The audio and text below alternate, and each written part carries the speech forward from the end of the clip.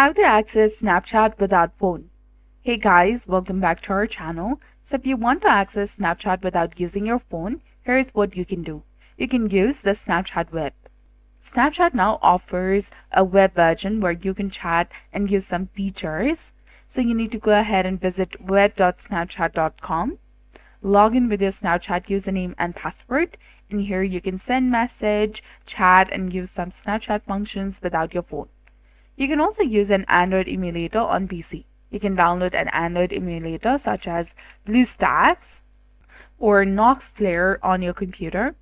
Then you can install the Snapchat inside the emulator and log in using the Snapchat credentials. This mimics the phone experience on your PC. Note that some features like snapping photos, videos, or SnapMap may not work fully on web or emulator.